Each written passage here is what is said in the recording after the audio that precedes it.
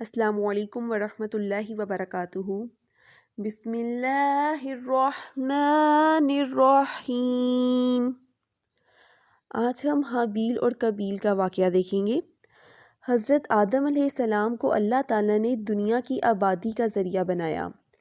حضرت اماں حوا علیہ السلام کے بطن سے ہر سال ایک لڑکا اور ایک لڑکی پیدا ہوتے اور وہ بہن بھائی کہلاتے، اور اگلے سال پیدا ہونے والے بہن بھائی کے ساتھ ان کی شادی کر دی جاتی تھی۔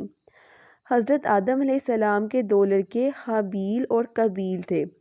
قابیل بھرا تھا اور اس کی بہن کا نام اقلیمیہ تھا جو کہ بہت خوبصورت تھی، جبکہ حابیل کی جو بہن تھی وہ مناسب شکل و صورت کی تھی۔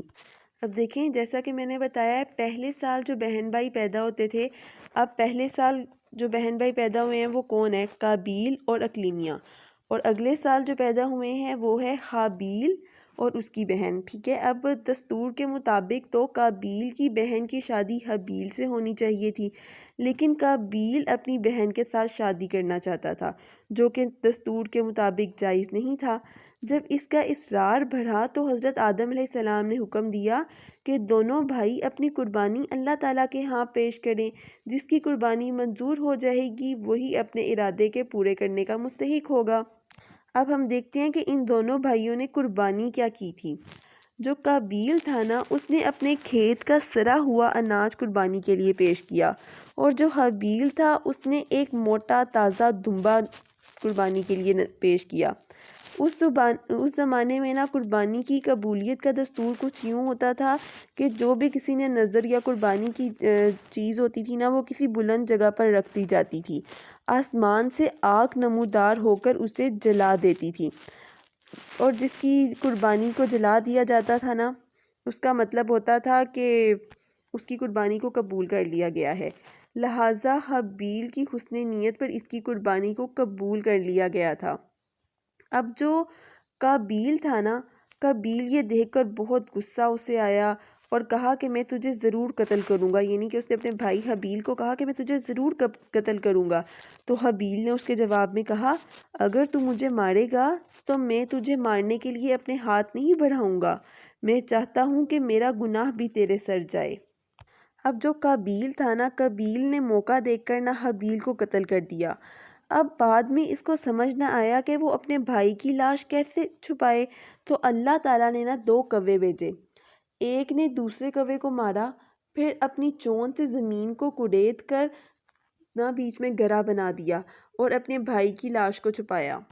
تو اس پر نا قابیل کو بہت افسوس ہوا کہ میں اس کوے سے بھی کم علم ہوں کہ اپنے بھائی کی لاش چھپانے کے لیے مجھے کوئی تدبیر ہی نہیں آئی، اور ان کوے کو دیکھ کر میرے ذہن میں آئیڈیا آیا کہ میں اپنے بھائی کی لاش کو کس طرح سے چھپاؤں۔ اب جس وقت حابیل کا قتل ہوا تھا نا، اس وقت حضرت آدم علیہ السلام مکہ میں تھے اور قتل ہندوستان میں ہوا تھا۔ حابیل کے قتل کا یہ اثر ہوا کہ درخت جو تھے نا وہ خاردار ہو گئے اور کھانے سڑنے لگے، پھل جو تھے وہ مرجھا گئے اور پانی کھارا ہو گیا۔ تو حضرت آدم علیہ السلام نے کہا کہ لگتا ہے آج زمین پر کوئی واقعہ رونما ہوا ہے۔ قابیل اپنی بہن اقلیمیہ کو لے کر علاقہ اون بھاگ گیا۔ شیطان نے بہکایا کہ حابیل کی قربانی اس لیے قبول نہیں ہوئی کہ وہ آگ کو پوجتا تھا، کہ حابیل کی قربانی اس لیے اللہ تعالیٰ نے قبول کی ہے کہ وہ حابیل جو تھا وہ آگ کی پرستش کرتا تھا، آگ کو پوجتا تھا، اسی لیے اللہ تعالیٰ نے حابیل کی قربانی قبول کی ہے۔ اب شیطان کے اس بہکاوے میں آ کر نا سب سے پہلے آگ کی پوجا کس نے شروع کی؟ قابیل نے شروع کی آگ کی پرستش کرنا سب سے پہلے، اور سب سے پہلے قتل بھی جو تھا نا روح زمین پر وہ قابیل نے کیا تھا، اور قیامت تک آنے والے قتلوں میں گناہ میں برابری کا شریک ٹھہرائے گا قابیل۔